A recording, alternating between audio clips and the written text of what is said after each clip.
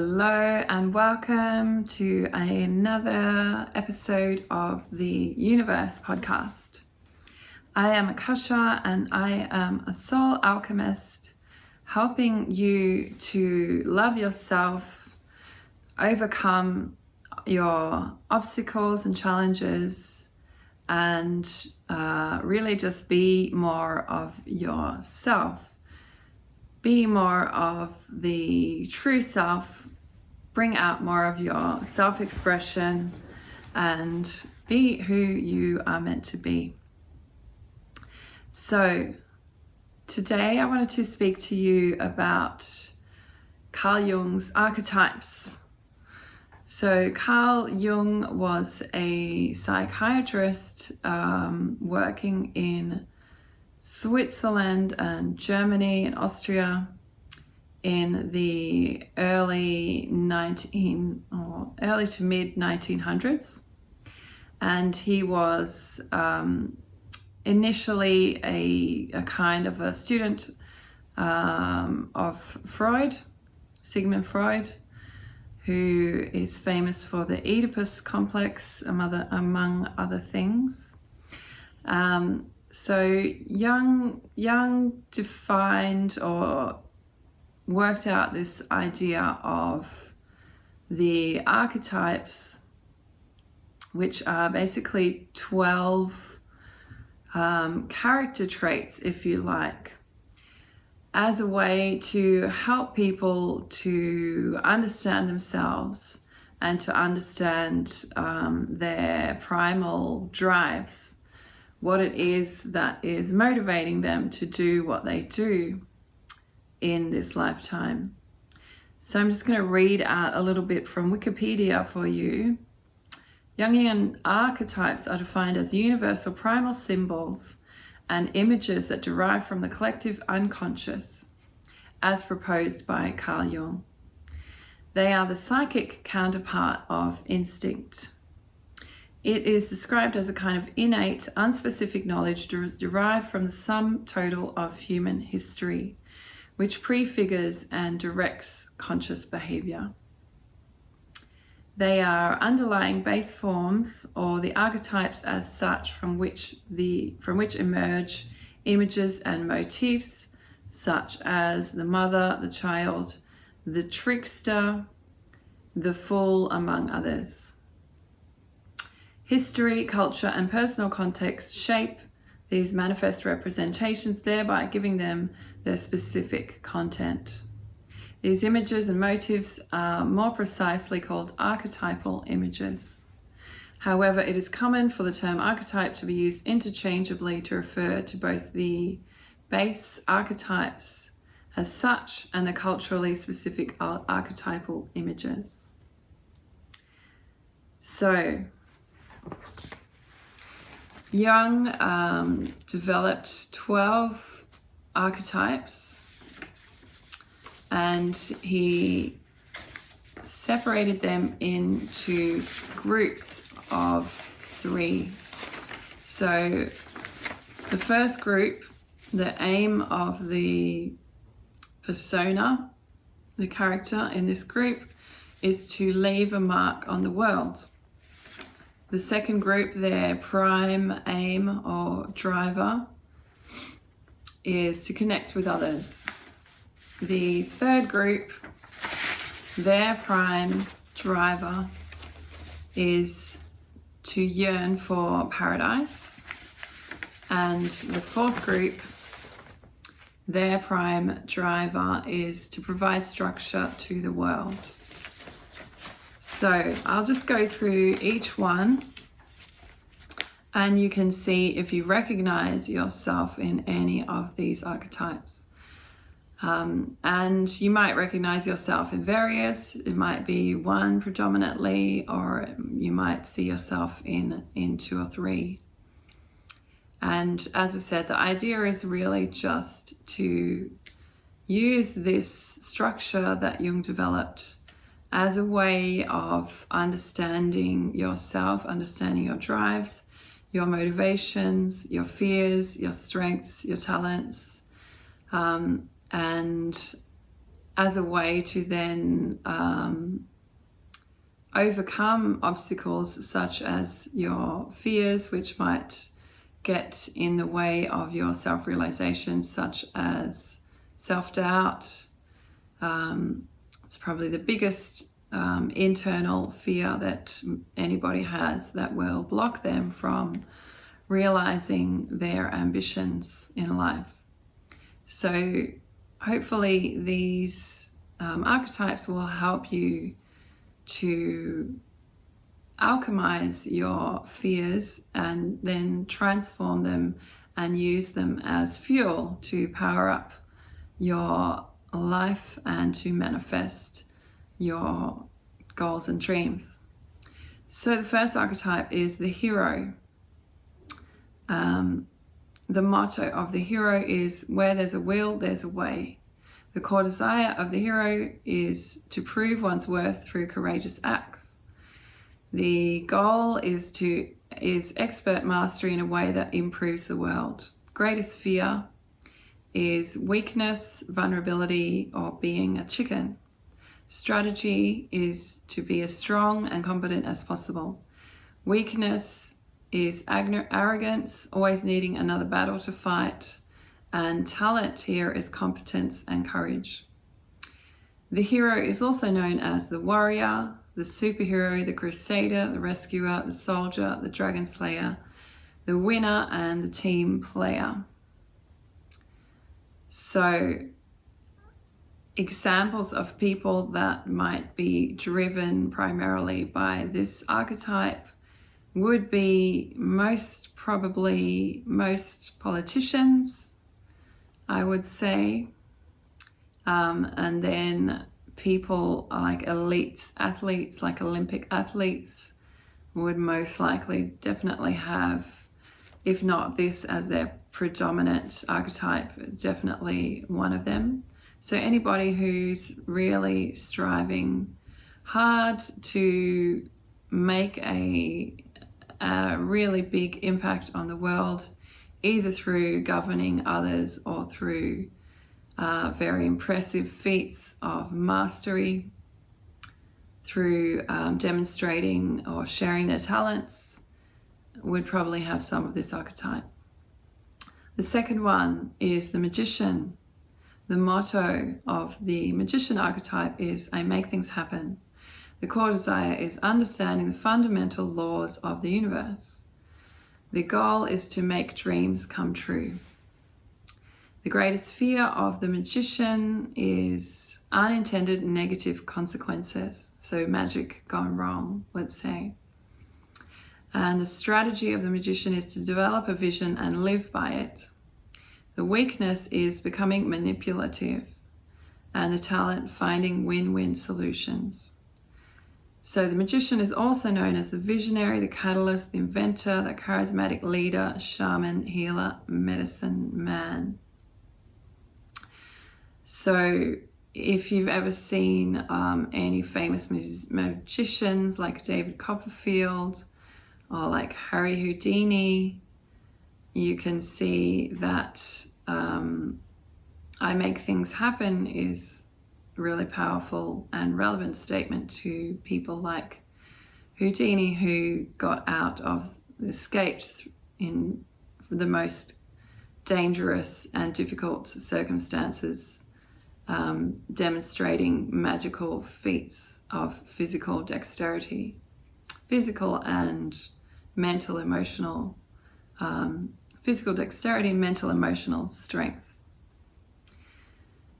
So I would say, as a visionary, to another example of this archetype might be someone like Elon Musk, who has this very big vision of space travel, as well as the electric cars, the Tesla cars.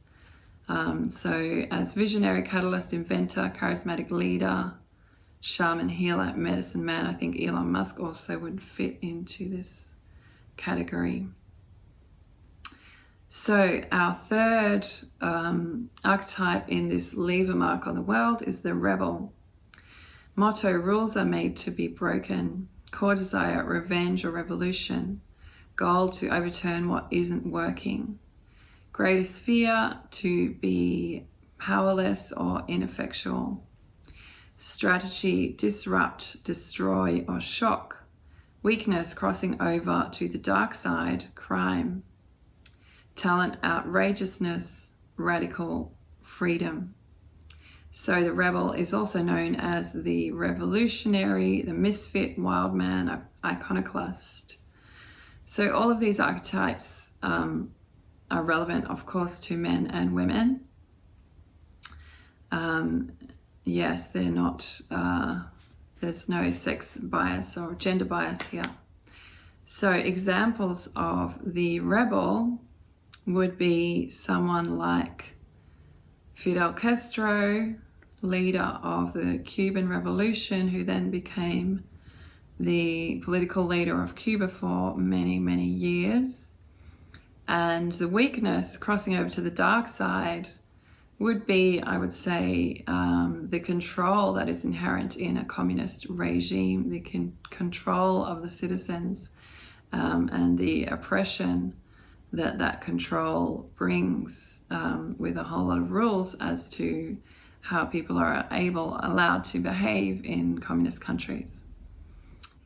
Another example, another person that I could relate to this archetype would be Che Guevara, who is also working with Fidel Castro in the Cuban Revolution, and who was the ultimate revolutionary, who had a very clear vision of a socialist world, which he then took to Bolivia with the intent of spreading socialism all over the Latin American continent. So outrageousness and radical freedom definitely would have been two of his strongest characteristics.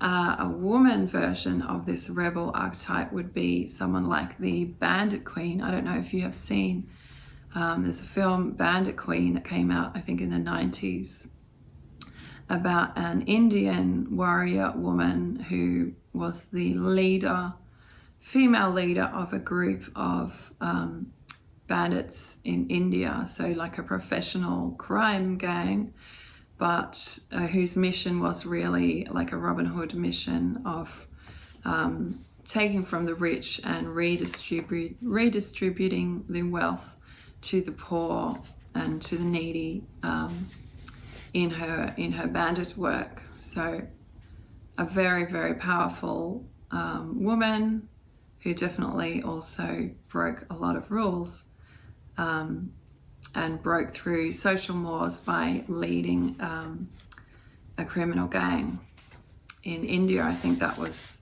last century, so 1900s, early 1900s perhaps. So our second group is, their primary motivation is to connect with others. So the first archetype of this group is the orphan. So motto, all men and women are created equal. Core desire, connecting with others. Goal, to belong. Greatest fear, to be left out or to stand out from the crowd. Strategy, develop ordinary, solid virtues, be down to earth, the common touch. Weakness, losing one's own self in an effort to blend in for the sake of superficial relationships. Talent, realism, empathy, lack of pretense. The regular person is also known as the good old boy, the working stiff, the realist, the good neighbor, the solid citizen, the silent majority. So that would be an example of that person. Would be someone that really, they're motivated beyond anything else to keep the peace. They don't want to be in the middle of arguments. They don't push themselves to the fore. They're not really wanting to lead others. They're the peacemakers and making sure that they do whatever they can to help people get on with each other and to help everybody around them to connect and to find their place in life. So that's quite an altruistic archetype, let's say. Their core desire being connecting with others. So the second of the connect with others group is the Jester. So the motto of the Jester: you only live once. Core desire to live in the moment with full enjoyment. Goal to have a great time and lighten up the world. Greatest fear being bored or boring others. Strategy, play, make jokes, be funny. Weakness, frivolity, wasting time. Talent, joy. Jester is also known as the fool, trickster, deep soul, or comedian. So someone that immediately comes to mind, obviously, is a jester, someone like Charlie Chaplin, who spent his life as a mime, entertaining people in very intelligent and intellectual way. Someone else that comes to mind that might fit in here would be an entertainer, someone like Janis Joplin, who also was a very joyful and lively entertainer. And I imagine her greatest fear would probably also have been being bored or boring others. So the third archetype in the Connect with Others group is the Lover. The motto here is you're the only one. Core desire is intimacy and experience. Goal, being in a relationship with people, work, and surroundings they love. Greatest fear, being alone, a wallflower, unwanted, unloved. Strategy is to become more and more physically, emotionally attractive. Weakness, outward directed desire to please others at risk of losing own identity. Talent, passion, gratitude, appreciation, and commitment. So the Lover is also known as the partner, enthusiast, friend, intimate, sensualist, spouse, team builder. So obviously the weakness here of outward directed desire to please others at the risk of losing own identity, this is a people pleaser weakness. But the flip side of the weakness is to be a really loving and caring person, and to put the relationships in your life as at the top of your priorities. So for all of these archetypes, there's the strength and the weaknesses. And the weaknesses are the ones that I was talking about, that we can use our soul alchemy practice to integrate and alchemize those weaknesses. So in this example, people pleasing, if we recognize that we have that tendency, we can turn that weakness towards ourselves as a way of integrating and healing that, and please ourselves, do what pleases us, use our talents and our skills to please ourselves, and then naturally through our greater sense of joy that happens when we please ourselves, our mission as this lover and connector of people is more easily realized. So that's a way that we can alchemize and integrate the shadows of this lover character.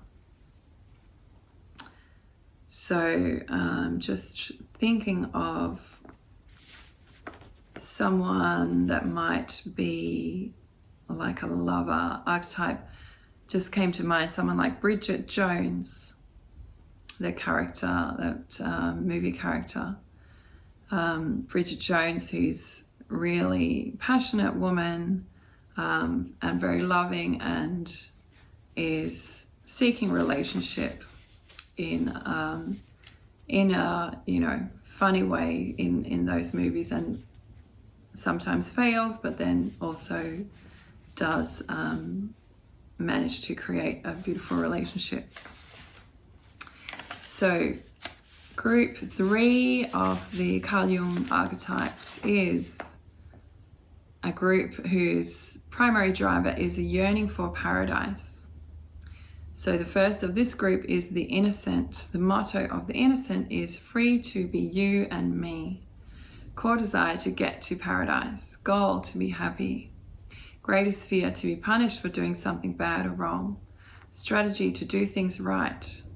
Weakness boring for all their naive innocence. Talent, faith, and optimism. So the Innocent is also known as the utopian, mystic, romantic, saint, traditionalist, naive, dreamer, and happy-go-lucky. So this kind of person is someone who might be termed as a hippie, someone who chooses to launch out into the world and find their own paradise, perhaps set up a community to live in harmony together, to share their paradise, growing their own fruits and vegetables. And the weakness might be their naive innocence. They might perhaps not make enough plans to have enough financial support for that project, for example. But again, all of these archetypes, we can use the weakness to alchemize and integrate that to power up our dreams. So in that case of the financial support, then that person might want to get someone on the team to set up that community who has that financial skill and talent to set up that structure, material structure for that community, for that person. So the second of this group, Yearn for Paradise, is the Sage. So the motto of the Sage is, the truth will set you free. The core desire is to find the truth. The goal is to use intelligence and analysis to understand the world. Biggest fear, being duped, misled, or ignorance. Strategy, seeking out information and knowledge, self-reflection, and understanding through processes. Weaknesses, can study details forever and never act. Talent, wisdom, and intelligence. So the Sage is also known as the expert, philosopher, scholar, detective, advisor, academic, researcher, professional, mentor, thinker, listener, planner, teacher, and contemplative. So someone, a good example of this Sage archetype in the modern day, in our current day, I think would be someone like Brené Brown, who is an academic in America and is an academic in the field of social work. And she's very, very passionate about helping people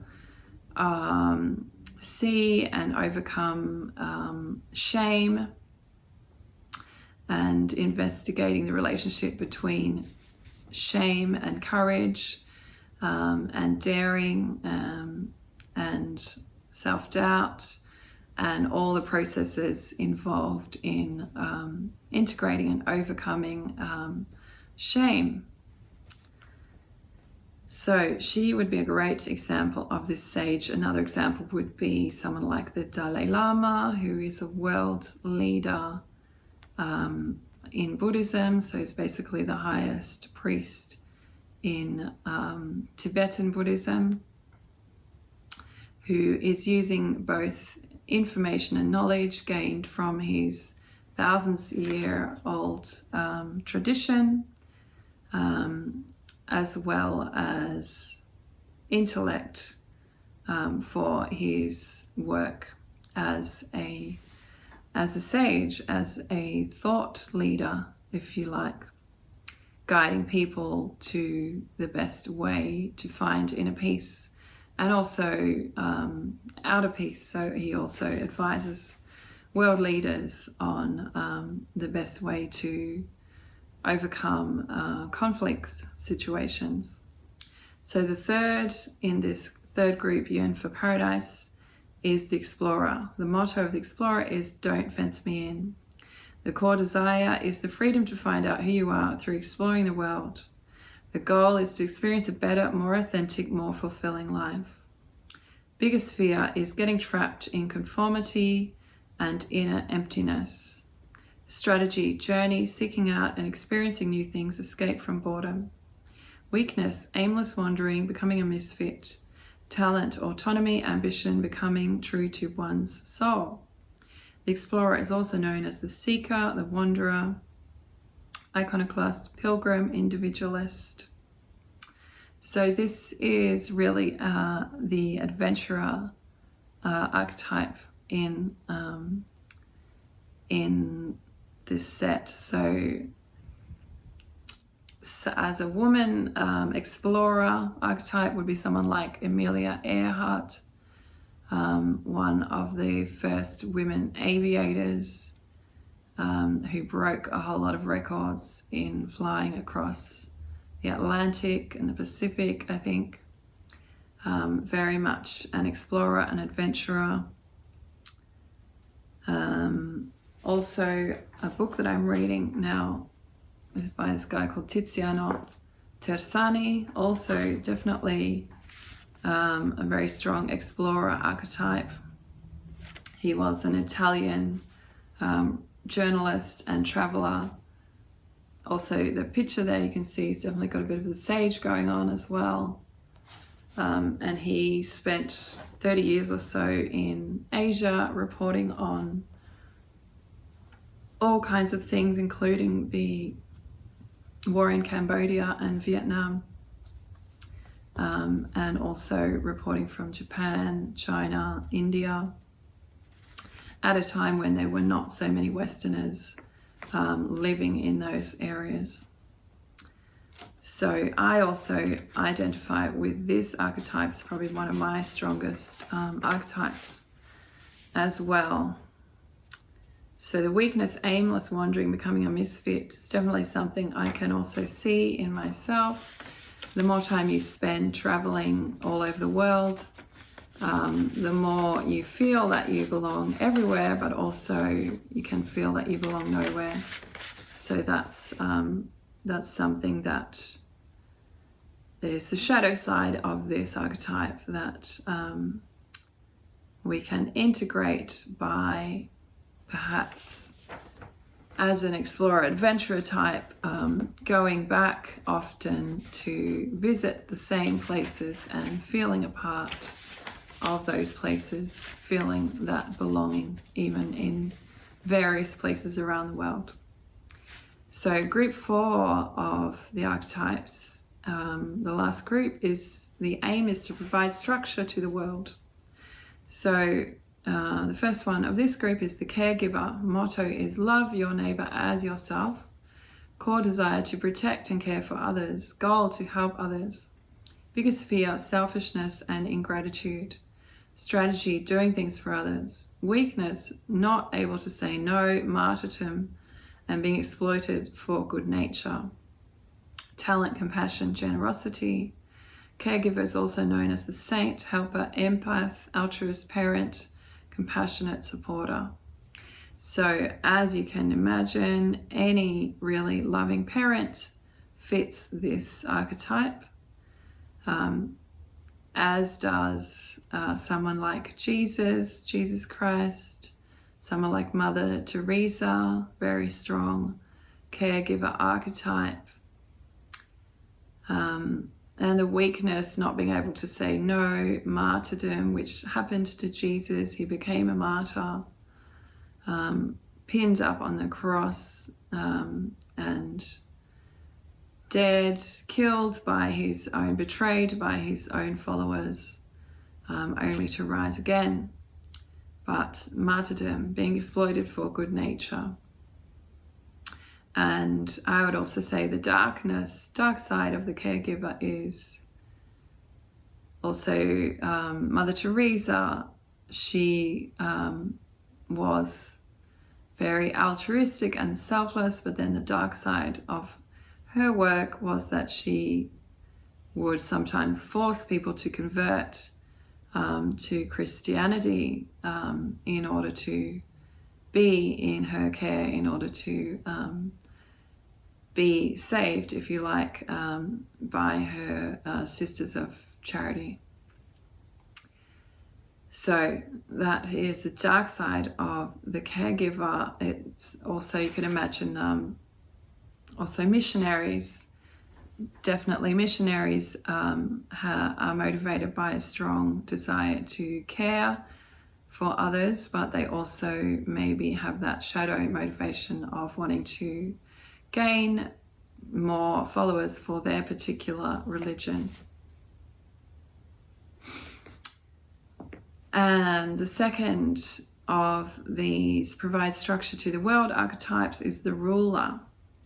So the motto of the ruler is power isn't everything, it's the only thing. Core desire is control. Goal, create a prosperous, successful family or community. Greatest fear, chaos, being overthrown. Strategy, exercise power. Weakness, being authoritarian, unable to delegate. Talent, responsibility and leadership. The ruler is also known as the boss, leader, aristocrat, king, queen, politician, role model, manager or administrator. So immediately comes to mind someone like the Godfather, like a mafia boss here. But anyone who's in a position of power over others, so a CEO of any kind, also politicians can fit this archetype. With the dark side here of this archetype as being authoritarian, unable to delegate. So authoritarianism, controlling others, unable to let others step up and also take part in decision making and in management. So really a really good manager, a really good ruler, as the Tao Te Ching says, rule a small country the way you cook a small fish. Rule a country or govern a country the way that you cook a small fish. So I think an enlightened ruler is somebody who supports all the people around them to be their best, so that they then don't allow that shadow side of authoritarianism to come in and taint their work. So the last one of this providing structure to the world archetype is the creator. So motto, if you can imagine it, it can be done. Core desire, to create things of enduring value. Goal, to realize a vision. Greatest fear, mediocre vision or execution. Strategy, develop artistic control and skill. Weakness, perfectionism, bad solutions. Talent, creativity and imagination. So the creator is also known as the artist, inventor, innovator, musician, writer or dreamer. So any artist is basically fits into this creator archetype. Someone that comes to mind is a writer, poet, Sylvia Plath, who has very, very powerful artistic vision and very clear goals for what she wanted to realize in her life. The poetry that she wanted to create, the books that she wanted to write. But yes, weakness, probably perfectionism, is an appropriate one for her. She had this, from what I can see, very, very strong drive towards perfectionism, towards being the best, towards triumphing in all of her publications. And though this would have given her a lot of motivation to do her work, I think that also the dark side of that is depression, and anxiety when you feel like you have not met your mark or you haven't reached the goal that you set out for yourself. And she suffered ongoing bouts of depression throughout her life, which eventually led her to take her own life at a young age. So a creator who can acknowledge this perfectionism tendency and also can, if they have suffer depression, anxiety, can also acknowledge this and work with that, alchemize and integrate those shadow parts of their character. Then hopefully they can use that perfectionism as fuel for their artistic vision. And one way to work with that is understanding that there's no such thing as perfect, but there is such a thing as being as true to my own vision as I possibly can. So my own unique vision as a creator is not going to be replicated by anyone else because nobody else is me. So what if perfection could actually just be just the fact of doing the work and allowing that creative flow to come through as an artist? What if actually we could reframe perfection and see it as, well, what if it's just actually doing my work? What if that's the highest standard? What if actually creating the work, finishing the work, sharing the work with the world, what if perfection was actually that, rather than it being some kind of unattainable goal of being the best ever at everything that you do? And without being that, not feeling proud of yourself. So yeah, that's one way to look at integrating perfectionism, because if we do allow a shadow side of our character like perfectionism to infiltrate or take over too much, then that would just stop us doing our work. So instead we can be perfectly ourselves, which just means doing the work, whatever that artistic work is. So I hope this has been helpful for you as an overview of Carl Jung's 12 archetypes. As I said, it's not, you don't necessarily identify with one in particular. You might identify with various, you might identify with 2 or 3, you might identify with 4. And also, as someone that I know said, throughout your life you might change, and you might, if you're a mother or a parent, you might identify with the caregiver archetype during your child's years of growing up, and then when they are launched into their lives, you might then, your core archetype might shift to something else, like the Creator, like the Jester, like the Magician. So let me know in the comments if this has been helpful for you, useful for you, and if you identify with any of these archetypes. I'd love to hear from you. And I will see you next time.